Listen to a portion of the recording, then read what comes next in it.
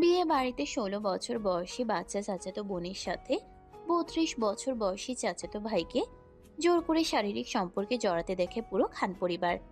সবাই মিলে রাগী চোখে তাকিয়ে দেখে আহাদ আদরিশ খানের দিকে। আহাদ নিচের দিকে তাকিয়ে আছে। মূল ঘটনাটা কি হয়েছে চলুন দেখে আসি। কিছুক্ষণ আগে বিয়ে বাড়িতে হাসি আনন্দ সানাই বাজছে, সাথে আলো ঝলমলে পুরো খানবাড়ি। আজ খানবাড়ির বড় ছেলে আহাদ খানের বিয়ে ছিল। এত হই হট্টগোলের মধ্যে কারো খেয়ালই নেই পাশে ছোট ঘরটিতে কি ঘটে যাচ্ছে। ছোট্ট ঘরটিতে অন্ধকার ঘরটার পর্দা টেনে রাখা, আর সেই ঘরে শুয়ে আছে আহাদ খান। শরীর তার অস্থির আর চোখ দুটো লালচে। কেমন যেন গলা শুকিয়ে যাচ্ছে আহাদের। মাথা ঝিমঝিম করছে, শ্বাস ঘন ঘন চলছে, কেমন হাত পা ছটফট করছে, যেন এক অদৃশ্য আগুন যেন জ্বালা ধরিয়ে দিচ্ছে। মুখ থেকে কেমন শব্দ বের হচ্ছে, কখনো গোঙানি আবার কখনো নিজেকে বোঝানোর চেষ্টা। তখন একটা পিচ্চি মেয়ে ঘরে ঢুকলো, আর ঘরে ঢুকে আহাতকে দেখে মেয়েটি বলে উঠল। কি হয়েছে ভাইয়া তোমার? এমন করছো কেন? আহাত তখন হাত দিয়ে ইশারা করে বলে, আমার কাছে আসিস না আহি, তাহলে সব কিছু শেষ হয়ে যাবে। আমি নিজেকে আর ধরে রাখতে পারবো না। কেন ভাইয়া, কি হয়েছে বলো না। বাইরে সবাই তোমার জন্য অপেক্ষা করছে, আর তুমি এখানে লুকিয়ে বসে আছো। কথাগুলো বলতে বলতে আহি আহাদের আগে গিয়ে বসে আর আহাদের বাহু জড়িয়ে ধরে ওর সাথে নিচে যাবার বায়না করতে লাগলো। এদিকে আহির স্পর্শে নিজেকে আর ঠিক রাখতে পারলো না। তার ভেতরে জেগে ওঠা যৌবন আর আকাঙ্ক্ষাকে এতক্ষণ সামনে রাখলেও তার 16 বছর বয়সী চাচাতো বোনকে দেখে তার আকাঙ্ক্ষা আরো তীব্র থেকে তীব্রতর হয়ে উঠল। চলো ভাইয়া, চাচি তোমাকে ডাকছে, তুমি বউ আনতে যাবে না? চলো না ভাইয়া, চলো। আমি তোকে সাবধান করেছিলাম চলে যেতে। আহির কথার মাঝে এক পর্যায়ে আহাদ এক টানে কাছে টেনে নেয়, আর আহির ঠোঁটে ঠোঁট ডুবিয়ে দেয়। আহি আহাদের এমন আকস্মিক কাজে ভয়ে সিটিয়ে যায়। বারবার ওর বুকে ধাক্কা দিতে লাগলো, আহাদকে সরিয়ে দিতে চাইলো, কিন্তু বিধিমাম সে সরাতো দূর, তার চুম্বন আরো গাঢ় হতে লাগলো। মাঝে মাঝে চুম্বন বাইটে পরিণত হচ্ছে। আহির ঠোঁট কেটে রক্ত ঝরছে। আহি ধীরে বলে ওঠে, আমাকে কেন ব্যথা দিচ্ছ আহাত ভাই? প্লিজ আহি, আমাকে বাধা দিস না। মানতে পারবো না আমি নিজেকে কন্ট্রোল করতে পারছি না। না আহাত ভাই, আমার কষ্ট হচ্ছে, ছেড়ে দাও। আহির কথার কোনো উত্তর না দিয়ে আহাত ওকে এক ঝটকায় কোলে তুলে বিছানায় শুয়ে দিল। আহির এবার ভয় হচ্ছে। আহি চিৎকার দিয়ে উঠল। আহাত একটানে আহির সব কাপড় খুলে ফেললো, কারণ আহাত তো আর নিজের মধ্যে নেই। এক প্রকার জোর করেই আহির সাথে আহাত শারীরিক সম্পর্ক করতে শুরু করে। আহি তীব্র ব্যথায় চিৎকার করে ওঠে। ওর চিৎকারে পুরো রুম ধ্বনিতে ভরে উঠেছে, কিন্তু বিয়েবাড়ির সব কোলাহল বাজনার জন্য আহির আত্মচিৎকারের শব্দ হাওয়ায় মিলিয়ে যাচ্ছে। ফলস্বরূপ আহি আর এই যন্ত্রণা সহ্য করতে না পেরে গোংরাতে গোংরাতে জ্ঞান হারায়। এদিকে সাবিহার শাড়ি পরে ওই ছোট রুমটির দিকে আসলো, এবং আহাদার আহির অন্তরঙ্গ অবস্থা দেখে সে যা বোঝার তা বুঝে গেল যে তার সব প্ল্যান নষ্ট করে দিয়েছে এই আহি।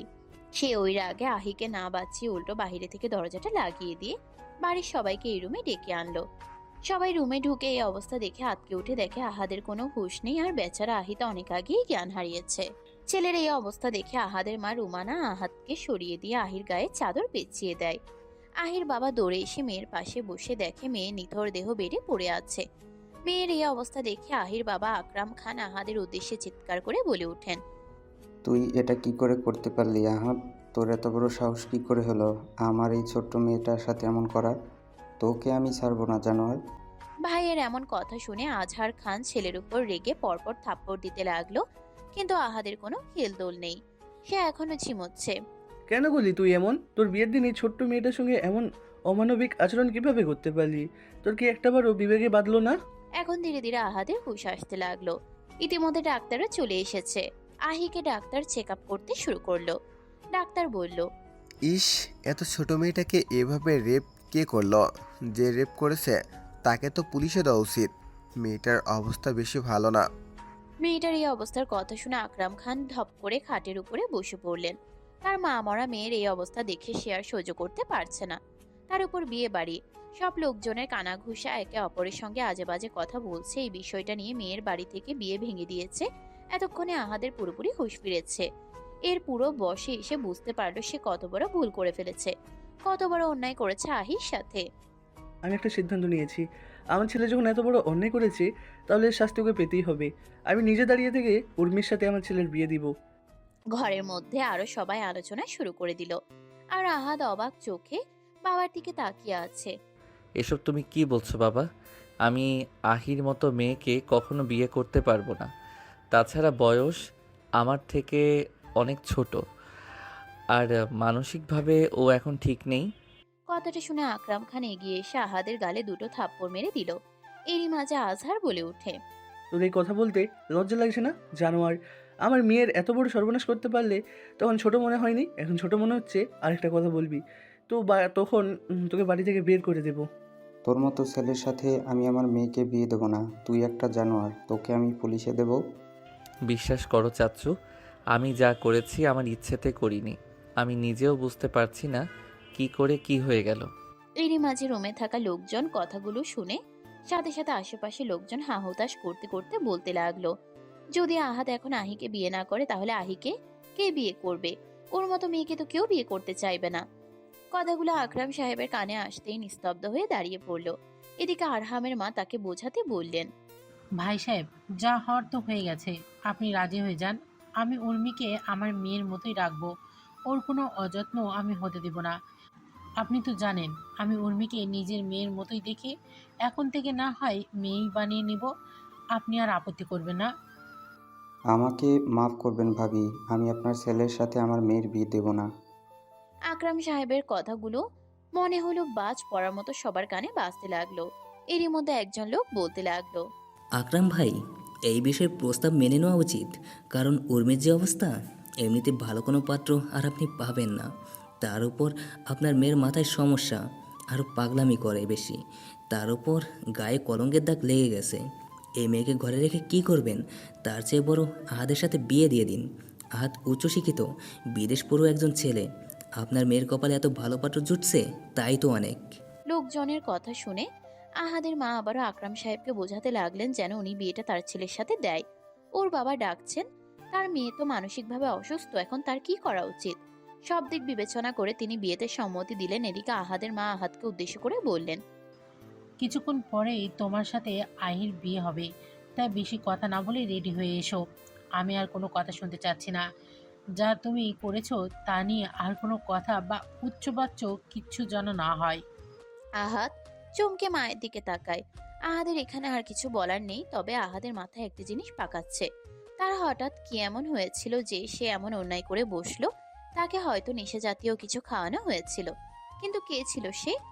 চোখ তুলে যখন সবার দিকে বুলালো, দূরে দাঁড়িয়ে থাকা সাবিহার দিকে চোখ পড়লো ওর। ও এক্ষুনি দাঁড়িয়ে রাগে ফুঁসছে। রাগে ফুঁসতে ফুঁসতে সেখান থেকে সাবিয়া চলে গেল। ইতোমধ্যে মা আহিকে লাল শাড়ি পরিয়ে দিয়ে বসালো। পাশে আহাদকে দেখে আহি চমকে উঠল। মনে পড়তে লাগলো সেই বীভৎস মুহূর্তের কথা। আহিকে ভয় পেতে দেখে আহাদের মা আহিকে জড়িয়ে ধরলো আর কাঁপা কাঁপা গলায় বলল, মামুনি, তুমি আমাকে এইখান থেকে নিয়ে চলো। ভাইয়া পচা, শুধু পচা পচা কাজ করে আমার সাথে, আমাকে অনেক ব্যথা দিয়েছে। তুমি আমাকে এখান থেকে নিয়ে চলো, আমি এখানে থাকতে চাই না। আহাদের মা বুঝতে পারে আহির মনের অবস্থা। সে কি বলেছে মেয়েটাকে সান্ত্বনা দেবে তা খুঁজে পেল না। আহির বাবা মেয়ের কাছে এসে বসলো। ইতিমধ্যে কাজী সাহেব চলে এসেছে। আহাদ ও আহির বিয়ে পড়ানোর কাজ শুরু হয়ে গিয়েছে। আহাদ এখনো মাথা নিচু করে বসে আছে।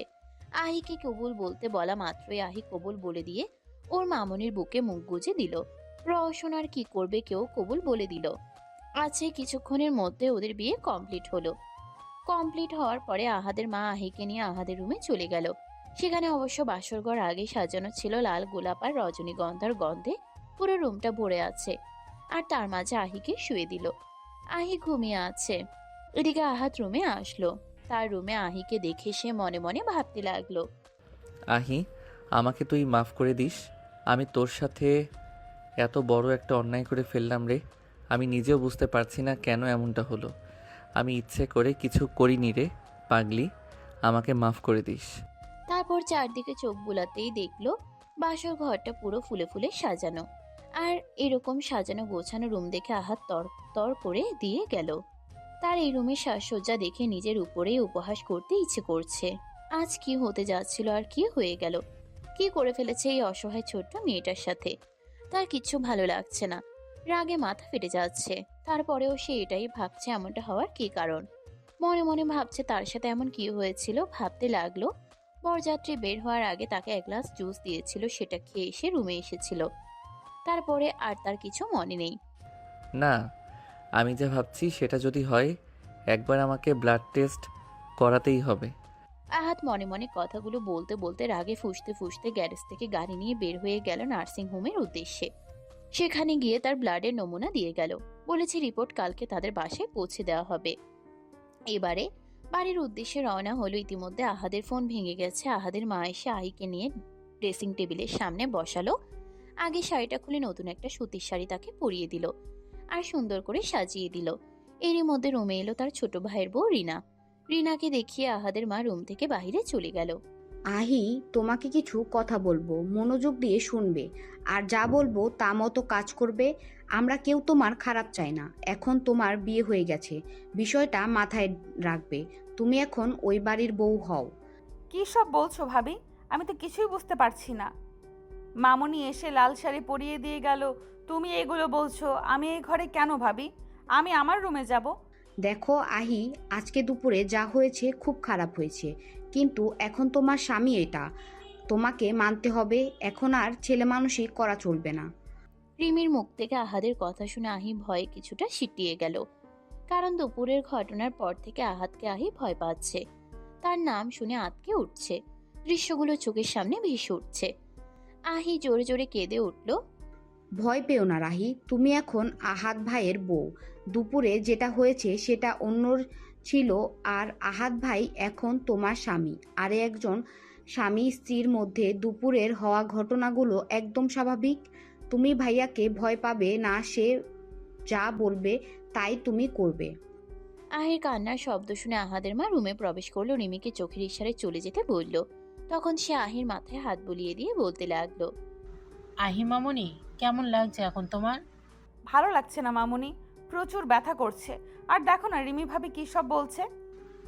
মামনি, তোমার আহাদ ভাই একটু ভুল করেছে, তোমাকে ব্যথা দিয়েছে। শুধু তোমার আহাদ ভাই তোমাকে অনেক ভালোবাসি। তুমি কি তোমার আহাদ ভাইকে ভালোবাসো না? তুমি এমন করে থাকলে তোমার আহাদ ভাই তো কষ্ট পাবে। ভালোবাসি তো মামুনি, আমি আহাদ ভাইকে কষ্ট পেতে দেব না। কত ভালোবাসি, কিন্তু দুপুরে যে আহাদ ভাইয়া পচা পচা কাজগুলো করলো, সেই জন্যই তো আমি একটু ভয় পেয়ে গেছিলাম। আর ভয় পাবে না, তোমার আহাদ ভাই তোমাকে আদর করবে, ভালোবাসবে, আবার বকাও দেবে। কিন্তু তুমি আহাদ ভাইকে ছেড়ে কোথাও যাবে না। একটু পরে তোমার আহাদ ভাই আসবে, তুমি তাকে মোটেও ভয় পাবে না, কেমন? আজকে থেকে তুমি আহাদ ভাইয়ের পুতুল বউ, আর তোমার আহাদ ভাই তোমার পুতুল বর।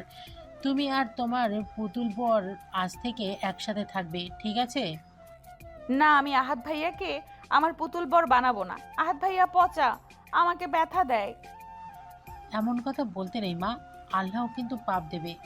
এখন থেকে তোমার যা করবে তুমিও তাই বলবে, তাই করবে। আল্লাহ পাপ দেবে, ঠিক আছে, আমি আর এমন বলবো না। ভাইয়াকে আমার পুতুল ঘর বানাবো। যাও এখন বিছানায় গিয়ে বসে থাকো, আমি তোমার পুতুল বরকে পাঠিয়ে দিচ্ছি।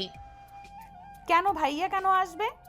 তার কথা বলার মাঝেই রিমি আবার রুমে ঢুকলো। তারপর আহির কানে কানে ধীরে ধীরে বলল, আহি, ভাইয়া যা করবে তুমি তাকে মানা করবে না, ঠিক আছে? দুপুরের মতো করতে চাইলে না করবে না। মামুনি, তার মানে তুমি বলছো দুপুরের ওই পচা কাজ আবারও করতে হবে? আহি কথাটি একটু উচ্চস্বরেই বলল।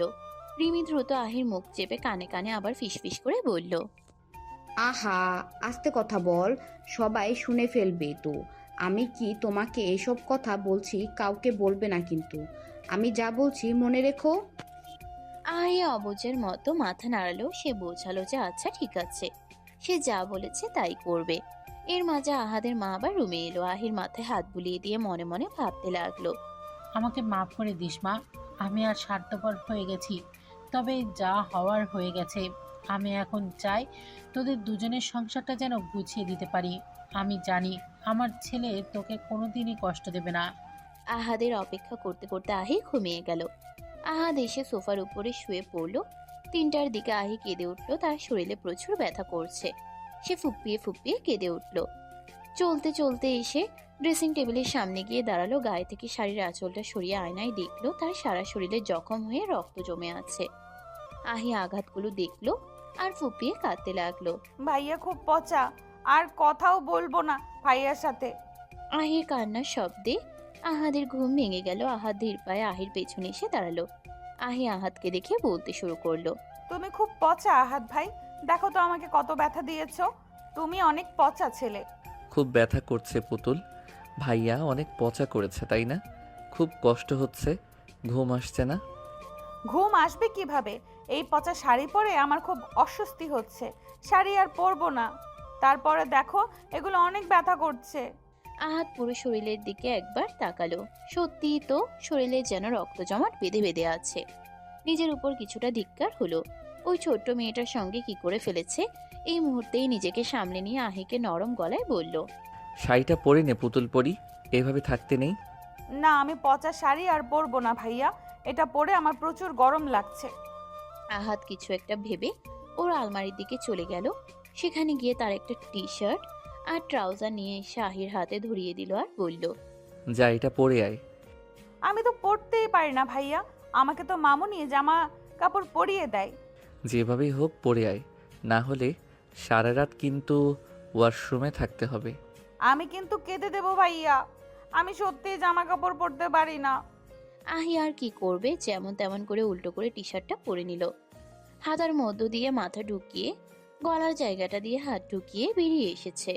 আহাত ওই অবস্থা দেখে হাজবেন্ড একা লেবু ঝরতে পারছে না। আহাত বলল। পুতুল পরি, এটা তুই কি করেছিস? যা, জামাটা খুলে ঠিক করে পরে আয়, তাহলে তোকে আইসক্রিম খাওয়াতে নিয়ে যাব কাল। আইসক্রিমের কথা শুনে আহি আবার ওয়াশরুমে ঢুকে গেল। অনেক চেষ্টার পরে সে টি শার্টটা পরতে পারলো। সে পেটিকোটের উপরে টি শার্টটা পরে রুমে এলো। আহাত এবার দেখে বলল। এবার ঠিক আছে। তারপর আহিকে নিয়ে গিয়ে বিছানায় শুয়ে দিল। আহি ঘুমানোর পরে আহাদ সোফায় এসে শুয়ে পড়লো। সকালবেলা আহাদের ঘুমটা ভেঙে গেল। আগে সে আবার ফিরে বিছানায় তাকাতেই দেখে আহি ঘুমের মধ্যে এলোমেলো হয়ে ঘুমিয়ে আছে। তার পেটিকোটটা হাঁটুর উপর অব্দি উঠে আছে। আহাদ চোখ অন্যদিকে ফিরিয়ে নিয়ে মনে মনে বলল। না, এই বাচ্চা বউকে আমাকে সামলাতে হবে। ও গড করা বাকি আছে। যে বয়সে নিজের বাচ্চা সামলানোর কথা, তা না করে এখন বাচ্চা বউ সামলাচ্ছি। ইতিমধ্যেই ঘুম ভেঙে গেছে।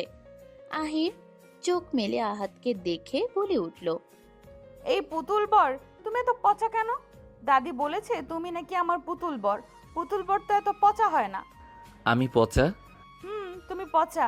আচ্ছা, আমি তো তোকে আইসক্রিম চকলেট কিনে দিব, তাও কি আমি পচা হব? চকলেটের কথা শুনে চোখ চকচক করে উঠল আর বলল। না না, তুমি পচা না, তুমি আমার ভালো পুতুল বর। আহির কথা শুনে আহাদ মনে মনে বলতে লাগলো। আমায় ক্ষমা করে দিস পুতুল পরি, আমি তোর জীবনটা এইভাবে নষ্ট করতে চাইনি। আমি তোকে সুস্থ করে তুলব, স্বাভাবিক জীবন দিব, তোর জন্য ভালো লাইফ পার্টনারও খুঁজে দেব। আমার মতো রেপিস্টের সাথে তোকে থাকতে হবে না। আহাদের ভাবনার মাঝে দরজায় করাঘাত করতে থাকলো। আকরাম খান দরজায় বারবার করাঘাত করছে। বিরক্ত হয়ে খুলে দিল। অমনি সাথে সাথে আকরাম সাহেব রুমের মধ্যে ঢুকে গেল। তখন বলতে লাগলো। বিয়ে করে বালের জীবন আমার বদনা হয়ে গেল, আর এরা এসেছে সালিশ বসাতে। ছ্যা, জীবন যৌবন আমার। আহাদের কথা শুনে আকরাম সাহেব ধমকে উঠে আহাদকে বললেন। চুপ কর, নাইলাকে তুই যা করেছিস তাতে তোকে পুলিশে দেয়নি সেটাই অনেক। আর তুই কতটা নির্লজ্জ হয়ে গেছিস রে, এখন আমার সামনে বসে এমন কথা বলছিস। আকরাম সাহেব কথাগুলো বলতে বলতে রাগে এগিয়ে গিজগিজ করছে মনে মনে। এমন সময় তার বাবা আফতাব খান ধমকে বললেন। চুপ করো আকরাম, ভেবেচিন্তে কথা বলো। আমার নাতিকে আমি খুব ভালো করে চিনি। ও ওহির সাথে এমন খারাপ কাজ করবে সেটা ভাবনাতেও আনতে পারে না। আমি আমার নাতিকে খুব ভালো করে চিনি। ও সজ্ঞানে এমন কাজ কখনোই করেনি। আচ্ছা দাদু ভাই, কী হয়েছিল সে সময়, আমাকে খুলে বলো তো। দাদু ভাই, আমি তো এটাই সবাইকে বোঝাতে চাচ্ছিলাম। আমি যখন দুপুরবেলা কাজে ব্যস্ত ছিলাম, খুব ক্লান্ত হয়ে পড়েছিলাম, সে সময় আমাকে একজন ওয়েটার এসে ড্রিঙ্ক দিয়ে যায়। আমি ড্রিঙ্কটা খেয়ে যখন আমার চোখ ঝাপসা হয়ে আসছিল, তখন আমি আমার সামনে সাবিহাকে আসতে দেখি। ওই আমাকে ধরে ওই রুম পর্যন্ত নিয়ে যায়। তারপরে আর আমার কিছু মনে নেই দাদু ভাই। সাবিহা ওর নাম নেওয়ার কথা শুনে ভয় পেয়ে গেল। সে সময় নষ্ট না করে নিজের তরফ থেকে সাফাই গাইতে লাগলো। না না নানুমণি, আমি কিছু করিনি। আসলে ভাইয়াকে দেখে মনে হচ্ছিল সে অসুস্থ, তাই আমি তাকে ধরে রুমে নিয়ে গিয়েছিলাম। দেখেছো চাচ্ছু, এবার তো বিশ্বাস করো যে আমি ইচ্ছে করে কিছু করিনি। তখন আমি আমার নিজের মধ্যেই ছিলাম না। আকরাম খান স্তব্ধ হয়ে খাটের উপর বসে পড়ল। তার মধ্যে দরজার কলিং বেল বেজে উঠল। আহাদের মা দরজা খুলে দেখে আহাদের অ্যাসিস্ট্যান্ট অভি একটা লোককে ঝাপটে ধরে আছে। লোকটাকে দেখে সাবিহার মুখ শুকিয়ে গেছে, কারণ ওইটা সেই লোক যে আহাদকে নেশালো ড্রিঙ্কস দিয়েছিল। আহাদ নিচে এসে সবার উদ্দেশ্যে বলল, চাচ্ছু, বাবা মা এই সেই লোক যে আমাকে ড্রিঙ্ক দিয়েছিল, এটা সেই লোক। আর বাকিটা ওই জানোয়ারটার মুখ থেকেই শোনো। অভি ছেলেটিকে আহাদের পায়ের কাছে ছুঁড়ে ফেলে দিল। তখন ছেলেটি তেজ দেখিয়ে বলল, আপনারা আমাকে কোনো প্রমাণ ছাড়া কিছু বলতে পারেন না। কোনো প্রমাণ ছাড়া কাউকে হেনস্থা করা অন্যায়। ছেলেটার কথা শুনে অভি ভিলেনি হাসি দিয়ে একটা রিপোর্ট বের করলো পকেট থেকে। তারপর আহাদ রিপোর্টটা হাতে নিয়ে বলে উঠল, এখন তুই সত্যিটা বলবি, না হয় আমি তোর এমন হাল করব যে নিজের পায়ে জীবনেও উঠে দাঁড়াতে পারবি না। ছেলেটা এবার ইতিউতি করতে লাগলো। আহাদ ছেলেটার দিকে এক নজরে তাকিয়ে পর্যবেক্ষণ করছে। আজও যদি সত্যি না বলে তাহলে আজও খারাপ কিছু করে দেবে। সাবিহা ভয়ে ওয়েটারের দিকে তাকিয়ে ইশারা করছে যে ও যেন কিছু না বলে। ওয়েটার একবার সাবিহা একবার আহাদের দিকে তাকাচ্ছে। আহাদ রক্তচক্ষু নিয়ে তাকিয়ে আছে তার দিকে। তা দেখে ছেলেটা ভয়ে ভয়ে আবারও বলল, আমি এসব কিছু করিনি, আমার কোনো দোষ নেই। এবার আর আহাদ চুপ করে থাকতে পারল না। তেড়ে গিয়ে এলো পাথারে কিল ঘুষি দিতে লাগলো। ঘুষিগুলো যেন এক একটা বজ্রপাতের মতো লাগছে, পড়তে লাগলো ছেলেটার গায়ে। মুহূর্ত পরেই দেখা গেল মেঝেতে লুটিয়ে পড়েছে। তারপরেও ছেলেটা কিছু বলছে না, তাই আহাদ রেগে বলতে লাগলো, সত্যিটা কি বলবি?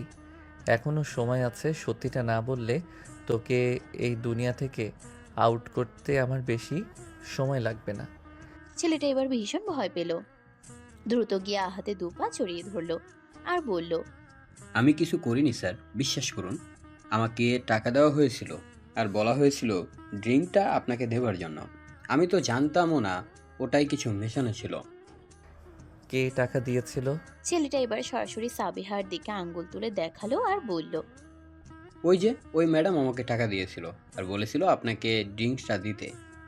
সাবিহার চোখ বড় বড় হয়ে গেল, সাথে সাথেই নিজেকে বাঁচাতে বলে ওঠে, আমি আমি কিছু করিনি। এই ছেলে মিথ্যা বলছে বড় মামা। এই ছেলে তুমি মিথ্যা কথা বলছো কেন? কে কে তোমাকে মিথ্যা বলতে বলেছে? হ্যাঁ, আরে চুপ করুন ম্যাডাম, মিথ্যা কেন বলবো আমি? স্যার, আমি সত্যি বলছি, এই ম্যাডামই আমাকে টাকা দিয়েছিল।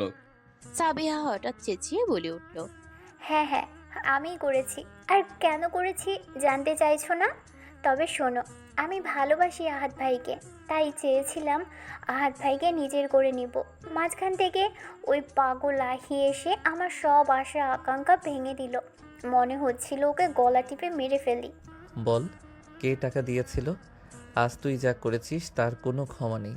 আমি এক্ষুনি পুলিশে কল করছি। তোকে তোর উপযুক্ত শাস্তি পেতেই হবে। আহাদের কথাগুলো শুনে ওর মা বলে উঠল, না, আহাদ এমন কিছুই করবে না, কারণ বাসায় পুলিশ আসলে এই খানবাড়ির মান সম্মান নষ্ট হয়ে যাবে আর আহিকে নিয়ে অনেক প্রশ্ন উঠবে। তাই আমি এসব চাইছি না। সাবিয়া, তুই এই বাড়ি ছেড়ে এক্ষুনি চলে যাবে আর কোনো দিন এই বাড়িতে পাও রাখবে না। আহাদ ভাই, আমি তোমাকে 7 বছর ধরে ভালোবাসি। তুমি এভাবে আমাকে ফিরিয়ে দিও না ভাইয়া, প্লিজ। তুমি আহির মতো বোকা পাগল মেয়ে বিয়ে করেছো, সংসার করতে পারবে না ভাইয়া। প্লিজ আমাকে তুমি বিয়ে করে নাও, প্লিজ। আমি তোমার দ্বিতীয় স্ত্রী হিসেবে থেকে যাব, প্লিজ ভাইয়া। তাও আমাকে ফিরিয়ে দিও না। তুই মেয়ে বলে আজ ছাড়া পেয়ে গেলি, না হলে তোকে এই দুনিয়া থেকে আউট করে দিতে আমার 2 মিনিট টাইমও লাগবে না। যা আমার চোখের সামনে থেকে। আহাদের কথা শুনে সাবিহা কাঁদতে লাগলো। তারপরে আহির দিকে তাকিয়ে বলল, তোকে আমি কখনো সুখে থাকতে দিব না। তোর জীবনকে আমি নরকে পরিণত করে দিব, এটা আমার প্রতিজ্ঞা। রাত বাজে 7টা। আহাদের মা আয়েশা হাতে মেডিসিন নিয়ে আহির পেছনে ঘুরছে, কিন্তু আহির নাচর বান্দা, সে তো কিছুতেই মেডিসিন খাবে না।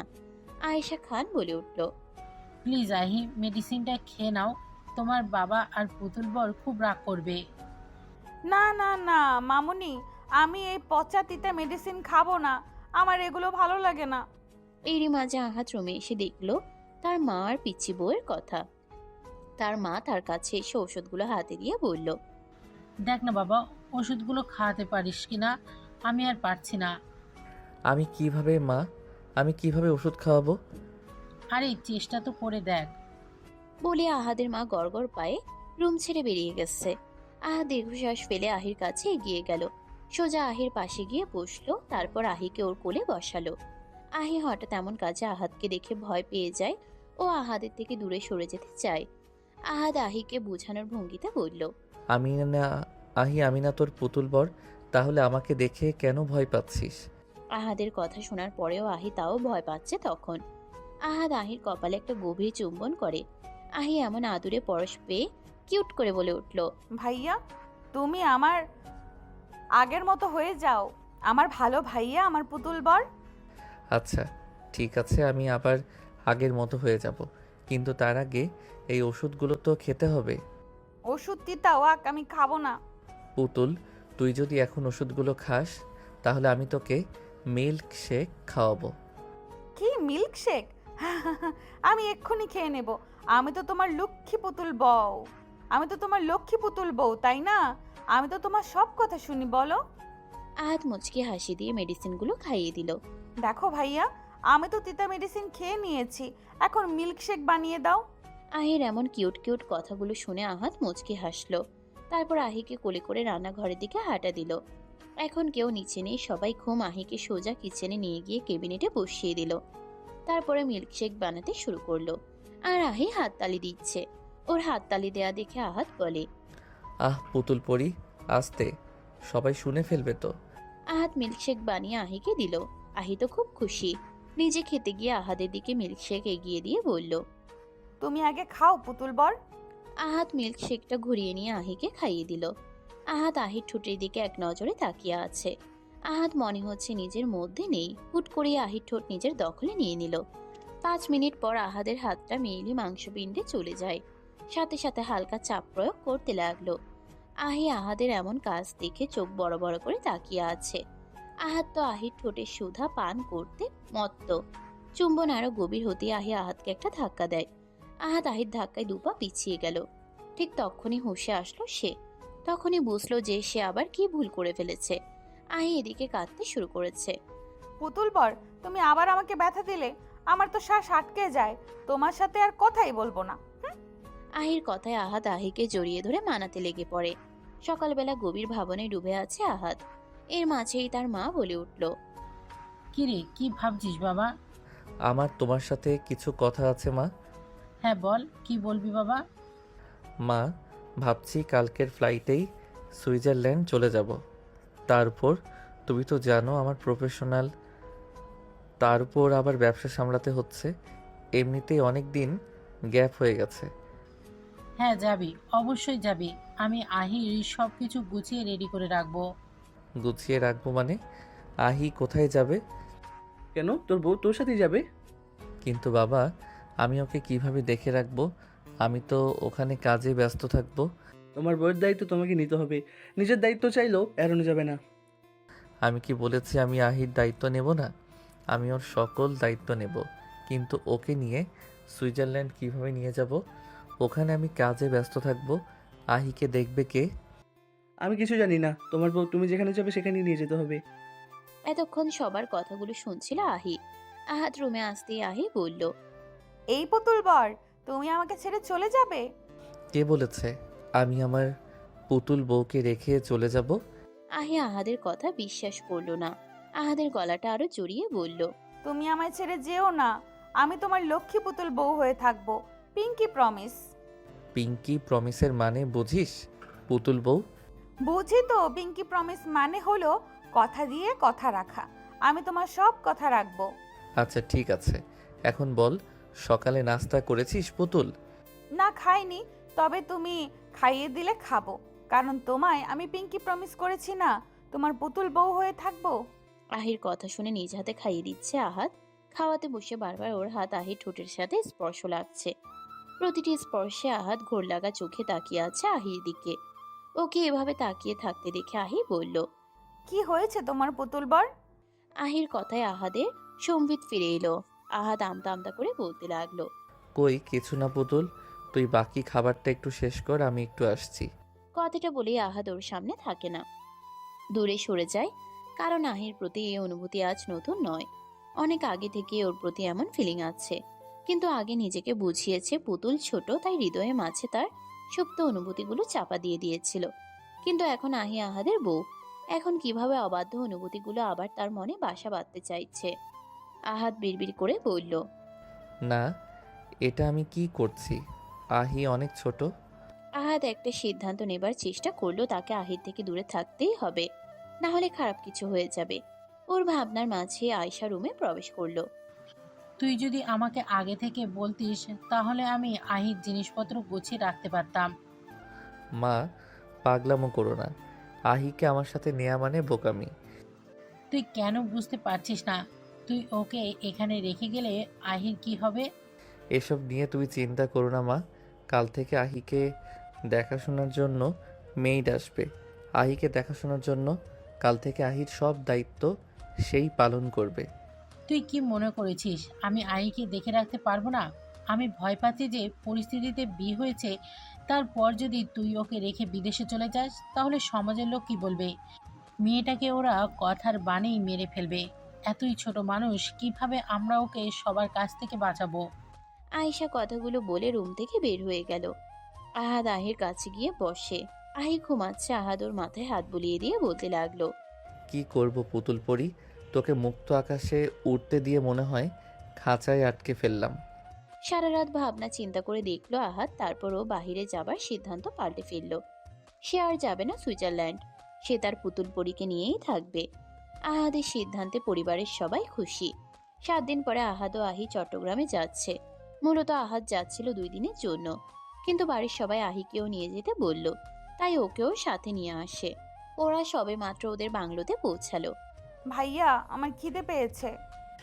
আচ্ছা খাবি তো, কিন্তু তার আগে তোকে ফ্রেশ করিয়ে আনি চল। আচ্ছা চলো। আহাদ আহিকে ফ্রেশ করিয়ে আনে, তারপর বাড়ির কেয়ারটেকার খাবার দিয়ে যায়। খাবারটা খাইয়ে দিয়ে ওকে বুকের মাঝে নিয়ে শুয়ে পড়ে। পরদিন সকালে আহিকে ঘুমন্ত রেখে অফিসে চলে যায়। চাচাকে বলে যায় খেয়াল রাখতে। আহাদ মিটিং শেষ করে 11টার দিকে বাসে আসে। এসে দেখে আহি সবে ঘুম থেকে উঠে বসেছে। দেখে বলে, উঠেছিস পুতুল, আয় ফ্রেশ হয়ে নে। বলেই অফিসের ব্যাগটা রেখে আহিকে কোলে তুলে নিয়ে বাথরুমে নিয়ে গেল। আহিকে ফ্রেশ করিয়ে পাশে আসতেই আহি দুষ্টুমি করে ঝর্ণার পানি ছেড়ে দেয়। মুহূর্তের মধ্যেই দুজনেই ভিজে একাকার। আহি সাদা কুর্তি ভেদ করে স্পষ্ট সব বোঝা যাচ্ছে, তা দেখে আহাদের মাথা এলোমেলো হয়ে যাচ্ছে। পুতুল, আজ যদি একটু ব্যথা দেই তাহলে কি খুব কষ্ট পাবি? বল না পুতুল। এমন কেন বলছো ভাইয়া? তুমি কেন ব্যথা দেবে? তুই কিন্তু আমাকে পিঙ্কি প্রমিস করেছিলি, আমি যা বলবো তাই করবি। হ্যাঁ, তো বলো কি বলবে, আমি তাই করব। আমি যাই করি না কেন তুই আমার ওপর রাগ করবি না, আর আমি যা করতে বলবো তাই করবি। আহি মাথা নাড়িয়ে সম্মতি দেয়। তারপর আহাদ আহিকে কোলে করে রুমে নিয়ে আসে। তারপর ওকে নামিয়ে দিয়ে ঠোঁটে ঠোঁট ডুবিয়ে দিল। চুষে নিতে লাগলো মধুর সুধা। আহিও কিছু বলেনি, কারণ সে তার পুতুল বরকে আদর করতে দিচ্ছে। আহাদ আহির ঠোঁট থেকে সরে এসে একটানে ওর গা থেকে জামাটা খুলে ফেললো। তারপর আস্তে আস্তে আহিকে অস্থির করে তুললো। তারপর ধীরে ধীরে আরো গভীরে যেতে লাগলো। মেয়েটা ব্যথায় গুঙ্গিয়ে উঠল। সেও ঘোরের মাঝে ব্যথার সাথে সাথে কেমন ভালো লাগা কাজ করছে। তাও আহাদ আহিকে জিজ্ঞেস করছে, আহি, বেশি কষ্ট হচ্ছে? ছেড়ে দেব? না বর। আহাদ আরো কিছুক্ষণ সময় পর নিজের কাজ শেষ করে আহিকে জড়িয়ে ধরে বুকের মাঝে জড়িয়ে নিল। বারবার সরি বলতে লাগলো। আহি চুপচাপ আহাদের বুকের ভেতরে পড়ে থাকলো। দুপুরে আহাদ ওকে ডেকে ফ্রেশ করিয়ে এনে পেনকিলার দেয়। আহাদ ভাবছে, পুতুল, তোকে দেখলেই কেমন প্রেম প্রেম পাই। কি করি বলতো সোনা, প্লিজ আমাকে একটু সামলে নে প্লিজ, আমি যে আর ধৈর্য রাখতে পারছি না। আহাদ কথাগুলো আহির মাথায় হাত বুলাতে বুলাতে বলছিল। সে এবার আহির ট্রিটমেন্টের বিষয়ে ভাবছে। তোকে ভালোবাসা থেকে বিরত রাখতে পারছি না। তোকে এবার পুরোপুরি সুস্থ হতে হবে, তোকে স্বাভাবিক জীবন যাপন করতে হবে। আমি নিজে তোকে ট্রিটমেন্ট করাবো। এদিকে আহি বাড়ির বাহিরে আছে আজ 1 দিন হচ্ছে। আকরাম খান চিন্তায় পাগল হয়ে যাচ্ছে। তার মেয়েকে সে কোনোদিন তার কাজ ছাড়া করেনি। নিজের কাছে কাছে রাখতো সব সময়। আর হ্যাঁ, আহি এমন ছিল না, আগেও পুরোপুরি ভালো ছিল। যেদিন তার মা মারা যায় তার পরদিন থেকে দেখা যায় তার অস্বাভাবিক আচরণ। তারপর থেকে আহি হারিয়েছে তার স্বাভাবিক জীবন। তবে আহির মায়ের মৃত্যু ছিল অস্বাভাবিক, আজও সেই রহস্য কেউ জানতে পারেনি। সেটা শুধুমাত্র আহি জানে, কিন্তু আহি বলার মতো অবস্থায় আর নেই। আহি সব ভুলে গেছে। বর্তমানে আহি আর আহাত দুপুরের খাবার খেয়ে ঘুমোচ্ছে। খানবাড়ি কেউ একজন অনবরত রুমে পায়চারি করছে আর তার রাগ ঝাড়ছে, কিন্তু কে সেটা আজও রহস্য। আমার এত বছরের করা কষ্ট আমি এত সহজে ভেসে যেতে দেব না। এই খানবাড়ির সব কিছু যতদিন না আমার হাতে আসছে ততদিন কাউকে কিছুই বুঝতে দেবো না। বলেই অচেনা ব্যক্তিটি হাসতে লাগলো আর তার পরবর্তী প্ল্যান সাজাতে লাগলো। চট্টগ্রাম, বেলা 1:30। আহি পিটপিট করে চোখ খুলল, পাশে তাকিয়ে দেখে ওর পুতুল বড় ওর পাশেই ওকে জড়িয়ে ঘুমিয়ে আছে। এদিকে আহি বিছানা থেকে উঠতে চায়, কিন্তু সেটা পারছে না। আহাত সাপের মতো পেঁচিয়ে ধরে আছে তাকে। ও নড়াচড়া বুঝতে পেরে আহাত তাকিয়ে দেখে আহি হাঁসফাঁস করছে। কি হয়েছে পুতুল, এমন করছিস কেন? আমি ওয়াশরুমে যাব পুতুল বর। ও আচ্ছা, যা। আমি তো উঠতেই পারছি না, খুব ব্যথা করছে। আহি মাথা নেড়ে সায় দিল আর বলল ওর নিচের অংশে অনেক ব্যথা করছে। আহাদ ওর কথায় জড়িয়ে ধরলো আর বলল, আমাকে ক্ষমা করে দে পুতুল, আমি আসলে অনেক পচা, তোর পচা পুতুল বর। আমি তোকে শুধু ব্যথা দেই, কষ্ট দেই। আহাদের কথা শুনে আহি পিটপিট করে তাকিয়ে আছে ওর দিকে। ও বুঝতে পারছে না কি বলা উচিত ওর পুতুল বরকে। আহাদ আর কিছু না বলে আহিকে কোলে করে ওয়াশরুমে নিয়ে গেল। ওকে ফ্রেশ করিয়ে নিয়ে বেডে নিয়ে এলো। তারপর আহিকে নিয়ে বের হলো ডাক্তারের চেম্বারে। আসলে আহাদের এখানে আসার মূল উদ্দেশ্য বিজনেস নয়। উদ্দেশ্য ছিল আহিকে উন্নত চিকিৎসার ব্যবস্থা করা। কারণ তার মনে হচ্ছিল আহির সাথে কিছু তো একটা হচ্ছে, আহির সাথে সামথিং রং হচ্ছে। কারণ সে লক্ষ্য করেছে এত বছর চিকিৎসা করানোর পরেও ওর মধ্যে কোনো পরিবর্তন লক্ষ্য করা যায়নি। আর ওর কিছু মেডিসিন নিয়ে আহাদের যথেষ্ট সন্দেহ আছে। তাই তো এত সাবধানতা, কারণ আহাদের মনে হচ্ছে ওই বাড়িতে এমন কেউ আছে যে চাইছে না আহি সুস্থ হোক। ডাক্তারের চেম্বারে। মিস্টার আহাদ, আপনি যা সন্দেহ করেছেন সেটাই সত্যি। এই মেডিসিনগুলোও একমাত্র কারণ যা আহিকে এমন মানসিক রোগী বানিয়ে রেখেছে। আরও কিছুদিন যদি এই ঔষধ তাকে দেওয়া হয় তাহলে সে আর কখনোই স্বাভাবিক হতে পারবে না। তাকে এই ঔষধ প্রায় 5 বছর ধরে দেওয়া হচ্ছে। ডক্টর, তাহলে এখন এটার জন্য করণীয় কি? আমার আহি কি কোনোদিন স্বাভাবিক জীবনে ফিরতে পারবে না? এত উত্তেজিত হবেন না মিসেস আহির। ট্রিটমেন্ট এখন থেকেই শুরু করলে আশা করা যায় যে মিসেস আহি খুব দ্রুতই সুস্থ স্বাভাবিক জীবনে ফিরে আসতে পারবে। তবে মেডিসিনগুলো নিয়মিত দিতে হবে, একটা ডোজও মিস দেওয়া যাবে না। আপনি চিন্তা করবেন না ডাক্তার, এই বিষয়ে আমি খেয়াল রাখব।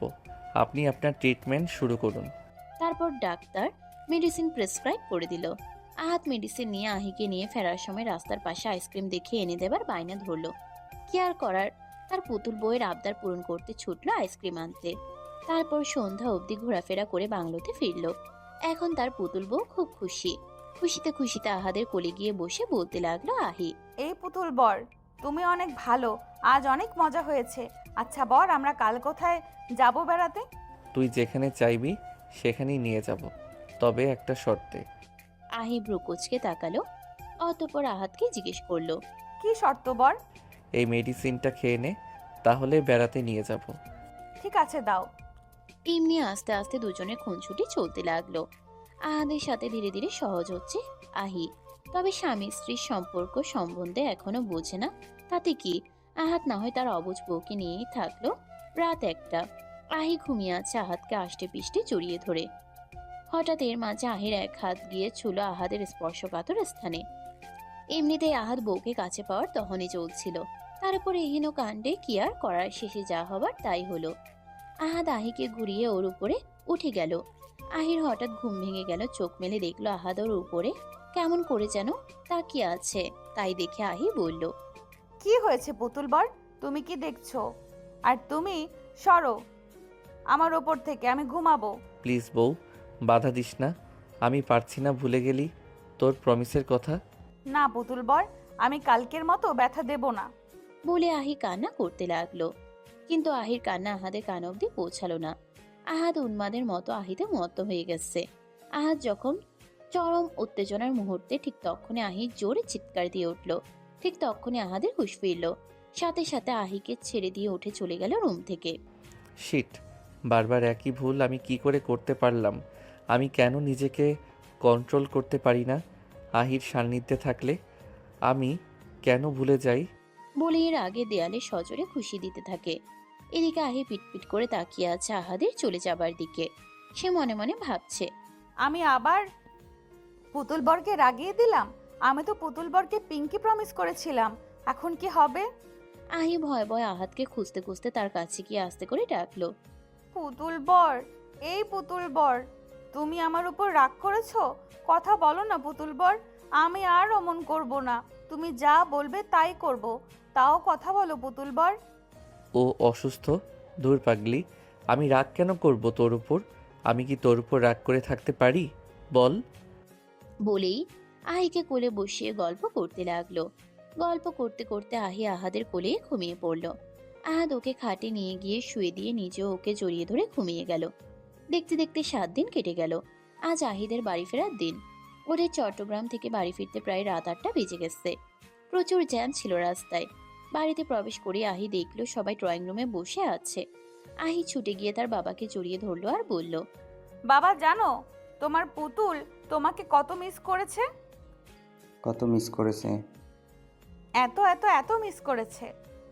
আহির কথায় সবাই হেসে ফেলল। মামনি বলে উঠল, বড় মাকে বুঝি কেউ মিস করেনি? করেছি তো, অনেক মিস করেছি, তোমাদের সবাইকে মিস করেছি। বাবা আর চাচ্চু, আপনাদের সাথে আমার কিছু কথা বলার ছিল। রাতে ডিনার সেরে একটু বসবেন? ঠিক আছে। কিছু হয়েছে? তোকে খুব চিন্তিত দেখা যাচ্ছে। না, তেমন কিছু না। আমি ফ্রেশ হয়ে আসছি। আহি চল, ফ্রেশ হয়ে নিবি। বলে আহিকে রুমে নিয়ে গেল। আহিকে ফ্রেশ করিয়ে নিজেও ফ্রেশ হয়ে নিল। তারপর নিচে গিয়ে রাতের খাবারটা সবাই একসাথে সেরে ফেলল। তারপর আহাত ওর বাবা চাচ্চুকে নিয়ে স্টাডি রুমে গিয়ে আলোচনা শুরু করলো। বাবা, চাচ্চু, আমাদের চট্টগ্রামের যে অফিসে প্রজেক্টে কাজ শুরু হয়েছে সেখানে প্রচুর টাকা ঘাটতি দেখানো হয়েছে, কিন্তু আসলে তেমন কিছুই হয়নি। বরং আমি তো সেই প্রজেক্ট থেকে 10 কোটি টাকা প্রফিট করেছি। আরও আছে, আমাদের অ্যাকাউন্টে থেকে অনেক অনেক টাকা বেহিসাবে সরানো হয়েছে, যা কোম্পানির নাম করে সরানো হয়েছে, কিন্তু কোনো কাজে লাগানো হয়নি। এই ফাইলে সমস্ত ডকুমেন্টস দেয়া আছে, আর এসব কিছুর পেছনে রাফি ভাই আছে। এখন আপনারা ভেবে দেখুন কি করবেন। ভাইয়া, এটা আমাদের সাথে প্রতারণা করা হয়েছে। রফিককে ওর প্রাপ্য শাস্তি দেওয়া উচিত। হ্যাঁ, কালকেই যা সিদ্ধান্ত নেবার নেব, চিন্তা করিস না। যা তোরা ঘুমাতে যা। বাবা, তুমি যাও, আমার চাচ্চুর সাথে কিছু কথা আছে। আহাদের বাবা চলে গেলেন। আকরাম খান বলে উঠলেন, কি হয়েছে রে বাবা? চাচ্চু, আমি এখন যা বলতে চাচ্ছি তুমি মাথা ঠান্ডা করে সবটা শুনবে। কোনো চেঁচামেচি করা যাবে না, না হলে তোমার মেয়ের জীবন সংশয় হতে পারে। আকরাম খান আহাদের মুখে আহির জীবন সংশয়ের কথা শুনে আহাদের 2 হাত ধরে উদ্গ্রীব হয়ে শুধালেন। কি হয়েছে বাবা? আমাকে সবটা খুলে বল। আমার আহিকে কে মারলো বল বাবা, চুপ করে থাকিস না। চাচ্চু, আমি আহিকে লন্ডন থেকে আসা ডাক্তার অ্যালিকসকে দেখিয়েছি। সে আহির চেক আপ করে কি বলেছে জানো? কি বলেছে বলো, কি বলেছে? বলেছে আমাদের আহি মানসিক ভারসাম্যহীন নয়, ওকে মানসিক ভারসাম্যহীন বানিয়ে রাখা হয়েছে। আকরাম সাহেব হতভম্ব হয়ে তাকিয়ে আছে।